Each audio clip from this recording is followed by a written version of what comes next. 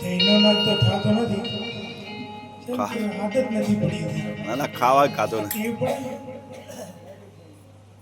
તો પરમ તત્વને પૂજીએ અને સેવીએ સુખનિત સાર સ્વરૂપે સતગુરુ વંદીએ વારંવાર. તો નામ નવખંડમાં અને નિરત નિર્ગુણ દેશ અમાર ફળ જાની પદે હે વરસે મેઘ હમે. સદગુરુ મહારાજ કી જય. આજે આ પવિત્ર વિશાળી આખોલ મુકામે ભક્તરા શ્રી અમારે બચુભા સુંદર આજનું આયોજન રાખી અને આજે મોટો અલગ ધણીનો પણ એક દિવસ પરમાત્માના નામની પાછળ એક આવું સુંદર ભજન કરી અરસપર જે સંતોનો દર્શન કરાયા છે તે બધા આપ સૌને લાખો વાર વંદન છે. વિશેષમાં આજની વ્યાસપીઠને શોભાય આપનાર પરમ પૂજ્ય વંદનીય જેનું અધિષ્ઠાન પદ છે, જેની છત્રછાયા માટે આપણે ભજન કરી રહ્યા છે એવા પૂજ્ય ચંદુરામજી મહારાજ, અમારે ડિંડોલથી પૂજ્ય અમથારામજી મહારાજ, અમારે પરમ પૂજ્ય કૈલાસરામજી મહારાજ, સંત માતાઓ ભક્તો મળી આજનો યોગ સુંદર આપણને પીતનો મળ્યો. ઘણાને પીતની ઘેર પડી છે અને આપણને પ્રભુના નામનું ભજન મળ્યું છે, કારણ કે આપણે પરમાત્માની સંગાથી જોઈન્ટ થયેલા છે.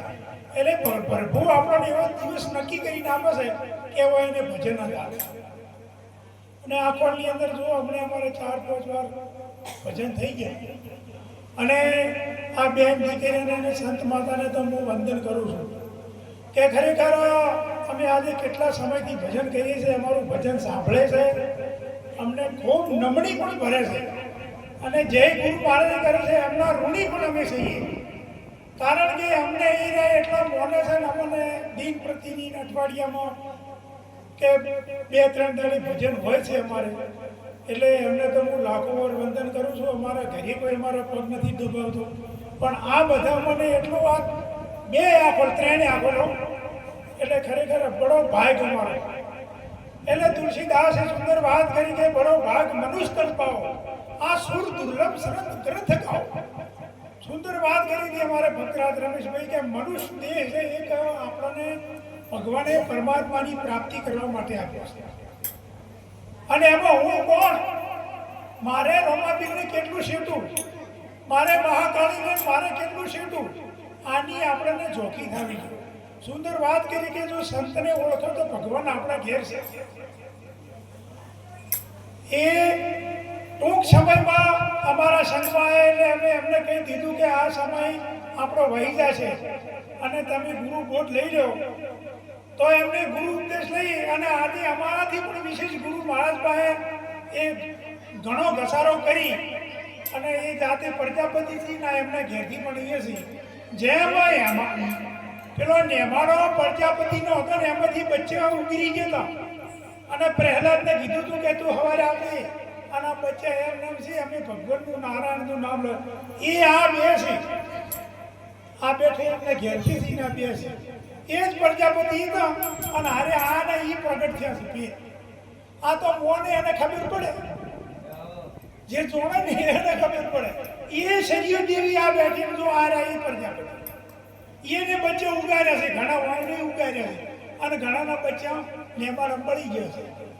એટલે પેલો માટીનો પેલો તવીન તોલણા કરે એ રહ્યું નેમાડો છે, એ હોય છે. આ હળહળ તો નેમાડાનું આમાં બચ્ચું છે અને જો આ બચ્ચું ઉગર્યું તો બચ્ચું ના કે પછી કોઈ બસે નહીં. રમાપીરે 12 પડસા પૂર્યા અને આપણે કોઈ એક પડસો તો શું પણ કોઈ દાડો કોઈ શકન હારા નથી આવ્યા. અને પરમાત્માએ તમે વિચાર કરો કે ભાલો રાશિને માર્યા. હવે આવો મહાન પ્રભુ જેની પૂજાઓ થાય, જેની આરતી થાય, એ બીજા ત્યાં ભાલા છોડે. આપણે ભારત ભાલા વળગી રાજા હતી, આ ભાલા ના છોડે. પણ જુગતી આ સંતો પાસે પડી છે. કૃષ્ણ ભગવાને 1600 ગોપીઓ રાશિથી આવું છે. કદમના ઝાડ ઉપર ચડીને કે ચીર ખેંચી લીધે ગોપીઓને આ અલગ ધણી આ સૃષ્ટિનો તારણહાર જેના દ્વારે આપણે શ્વાસ લઈ રહ્યા છે આવું કરે. વાત શબ્દો પાસે પડી છે પણ તમે એમાં ગોથા ખાઓ છો કોઈ દાડો મળશે પણ જ્યાં સુધી આ ધડ શીશ નહીં કપાય ત્યાં સુધી આ વાત જોણા હે. એટલા માટે જીવન મળ્યું છે જુગતી જાણવાની વાત છે. જ્યાં સુધી જુગતી નહીં જણાય ત્યાં સુધી મુક્તિ મળશે નહીં. એટલે સુંદર વાત કરી રમેશભાઈ કે અમારા ગુરુ મહારાજ એ જ કહે છે કે તમે જે કોઈ વર્તો ને બોલો એ પાવો. એટલે જીવનમાં મનુષ્ય દેહ આપણને આવો પરમાત્માએ આપો છે તો ખરેખર પ્રભુનું ભજન કરવાનું છે અને પરમાત્માનું ભજન કરીને આ લાવો લેવાનો છે. અને કદાચ જો આપણે ભજન કરતા હોય બીજાને ભજન ના મળે તો આપણું ભજન થયું નથી લાગતું. આ જો અમને મળ્યું તો એમના સુધી પહોંચ્યું અને એમને મળ્યું તો એમની બચુપા સુધી પહોંચ્યું અને આ બાપુને મળ્યું તો બીજા હોય આખરમાં બીજાને સુધી પહોંચ્યું. એમ કદાચ જો આપણે ભક્તિમાં જોઈન્ટ થયા હોય તો આપણો રંગ બીજાને લાગવો જોઈએ. જો રંગ ના લાગે તો હજી આપણું મન વેધાણું નથી. એટલે નીરજ બાપુ સુંદર વાત કરી છે. મન વેધાયું વાલાની સાથ મને વાલો વિચાર્યો ના વિસરે. આઠે પર ઓળંબા મારા ઉરમાં એ મને બીજી લાગે ના વાલી વાત મારો વાલો વિચાર્યો ના વિસરે. એટલે પરમાત્માના આપણે જો થઈશું તો મારો નાથ આપણો છે ને છે.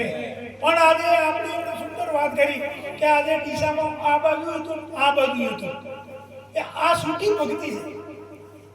આ સૂટી ભક્તિ છે. મારે અમારા બાપો પેલા એક બળદ લાયા હતા અને એક બળદ નાથ્યા વગર નહોતો. તે મારા બેટાને બે વળે જોયા કે પેલું નાથ વગર નહોતું ને એની ઉડ્યું તું વળે ભાજી નાખ્યું અને પેલો બાપડો નાથેલો તો કાબુ રહ્યો. એટલે શું કરો મોયડો જેને મારેલો છે ને એ કાબુ રહે પણ જો વેધાઈ જાય ના તો પછી બે હરખા હેડા. આ મોયડે વાળા ચોર કરે છે અને જે વેધાઈ જાય છે એ સ્થિર રહી છે. માટે ભક્તિ આ ઘણા કલર વાળા થઈ ગયો છે કોઈ રંગ લઈ ગયો છે આવી ભક્તિ નથી. આ તો અંતરથી રંગાવું છે. ઘણા બહારથી રંગાઈ જાય. આ તો તમે જુઓ તો રોડ ઉપર જગન્નાથનું કેટલું ગલાલ ઉડેલું અને હવારમાં જુઓ તો ત્યાં ઠણકતા છે ઉભા ઉભા એ નહીં પાડે એટલે ગાલોમ કરતા હતા ના દાશું છે. એટલે અંતર્મુખ ભક્તિ હોય છે બહારનું ભક્તિ ના હોવી જોઈએ. આપણે વિચાર કરીએ દેવી દેવતાનું કોઈ આપણે ખંડન નહીં કરતા પણ આ વિશ્વમાં એક વાત જાણવા જેવી છે કે આટલી મહાન દેવીઓ થઈ ગઈ આટલા ભગવાન થઈ ગયા કોઈ દાડો એમની ટેકનોલોજી ના લાયા આપણા માટે. જો મનુષ્યની વાત કરીએ ટેકનોલોજી કોઈ નથી લાયા એ ખાલી પૂજન જ છે અને પ્રસાદ પૂરે પણ કોઈ ટેકનોલોજી લાવ્યો આટલા મહાન પ્રસાદારી હતા. જો માણસો ટેકનોલોજી લાવી બોર બનાયા માઇક બનાવ્યું મોબાઈલ લાયા અને તમે લોકો ગાડીઓ લાયા. અદર ભક્તો ગાડીઓમાં આવશે. માતાજી કોઈ દાડો ગાડીઓ આવ્યા કોઈ દાડો નથી આવ્યા. રમોપીર ભાલા ઉપર ઘોડા ઉપર ચડીને આવ્યા કોઈ દાડો ગાડી લઈને ના આવ્યા. હવે આટલા પડસાધારી પણ એમને ટેકનોલોજી ના આવે અને મનુષ્ય તારે કેટલો મહાન છે તમે વિચાર કરો. એને આકાશમાં વિમાન ઉડાડે છે અને એ દેવી દેવતાના સમયમાં રાવણને એકલા પુષ્પક વિમાન હતું. બીજા કોઈ દેવો પાસે વિમાન હતું અને જ્યારે રામ યુદ્ધ કરીને વિજય થઈને આવ્યા ને ત્યારે ભારતનું વિમાન રામચંદ્ર ભગવાન એનું લઈને આવ્યા અને પછી આપણા દેશમાં વિમાન જશે.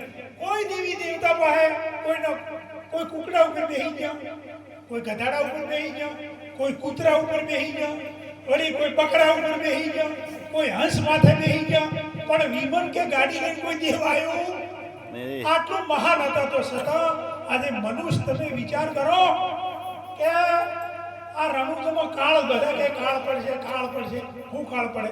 આ નરેન્દ્ર મોદી એટલે નર્મદાનું પાણી જે રણુજમ ખોસી કાઢી બોલો. હવે રોમપીર મહારાજ પેલો મહાન છે. આ માણસ તમે શું કરે કાળા માથાનો માનવી એ મનુષ્ય એનાથી નથી કોઈ નથી. એ ધારા એ કરે છે અને એનું કોઈ પૂજા કરતું નથી. આપણે પેલી કોઈ બોલતી નથી. એના અમે પેડા મીઠાઈ લાડવા બધું ધરાવે છે અને આપણે કોઈ ઠપકો હાલે ને હવા થઈ જશે. એ તો અમે બધું જોણો છે.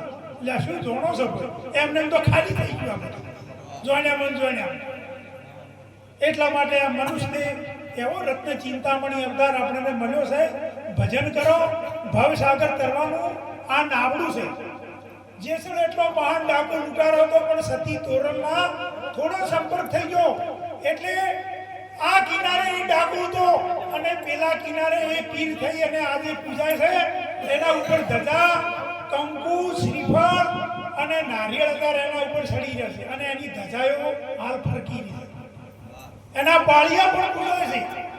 જો આપણે અંદર આગળ વાત કરી હતી અમારા રણુભાઈ, એ શૂરવીર થઈ જાય એના પાળિયા પૂજાય છે.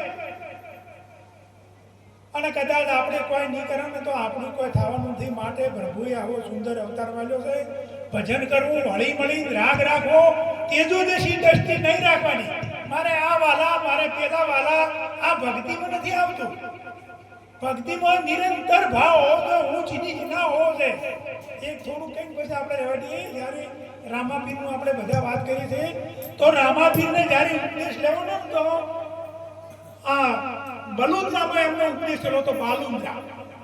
તો જ્યારે લાખો લોયા, સતી તોરલ અને એ બધા અહીંયા આવ્યા હતા, રૂપાદેન, માલદેન, તો પછી રણુજા એમને ફોન કર્યો, આ સમાચાર મોકલ્યા કે તમારે કદાચ ઉપદેશ લેવો હોય તો તમે પધારો, ગુરુજી આવ્યા છે. પણ કે સજોડી ઉપદેશ ચાલે છે, અમારે સજોડી ચાલે છે, કોઈ એકલા હાલતા નથી હાલે હો. બે પતિ પત્ની ભેળો જ ઉપદેશ ચાલે. એટલે કે સજોડે આપવું પડશે, તમારે બે પતિ પત્નીને આપવું પડશે. એટલે રોમો કે મારું બોલું, મારે તો કાળો વાલ કળતર છે કે તમને ના ખબર તો હમણે પેલું શું નામ લીધું છે અહીંયા ઘરવાળાનું? હા, નેતલબા. કાળો વાન કળતર તો ભજન નથી કરવા દેતા. એને હું પણ એવું તો કે હું તો રાજકુમારી છું અને મને આવું ભજન સાંભળે. એટલે કે તમારે જવું જોજો ને કે મારે તો કોઈ આપણો ઉપદેશ હવે લેવો નથી. આ બધા દેવી દેવતાના ફોટા ભેળા છે, પણ રોમા પીરનો એને ઘરવાળાનો કોઈ દડો નહીં હોય. આ તમને કહું પાછું. એટલે 12મા સત્રમાં હતા, આમ રાગ હતો પણ આવું એ નતું ગમતું. એટલે પછી રામાપીર બિચારા મૂંઝાઈ ગયા કે મારું વાલું મારે ભગત બનવું છે, ઉપદેશ લેવો છે અને ગુરુજી વધારે હશે તો કે શું કરું. એટલે થોડી થોડી કોણ ડાલીબાઈના કોને વાજી અને ડાલીબાઈ એમની ધર્મ બેન બનાવી લીધી. આવી કે કેમ ભયા ઉદાસ છે કે બેન મારે ઉપદેશ લેવા જવું છે ને બધા સંતો જેસલ તોરલ ને રૂપાદેન, માલદેન, લાખો, લોડને બધા આવ્યા છે. તો કે શું કીધું કે બે સજોડે આવજો. શું કીધું? નર નારી બે સજોડે આવજો, એકલા ના આવતા. ગુરુજી આવો આદેશ કર્યો. તો કે નર નારી કીધું છે, પતિ પત્ની તો નથી કીધું. તો કે તમે નર છો ને હું નારી છું, કોઈ હેડો બી. અને પછી બાલુદામાં બંનેની સજોડી ઉપદેશ લીધો. અને આ રમોપીર આજે એ બાલકનાથના ચરણે જઈને ડંકો વગાડી બોલો અને ભેળા ભેળા ડાલીબાઈ અત્યારે પૂજો છે. એટલે જીવનની અંદર પતિ પત્ની સજોડી ઉપદેશ લો તો આપણી બેટની અમર થશે થશે ને થશે. બોલો સદગુરુ ભગવાન કી જય.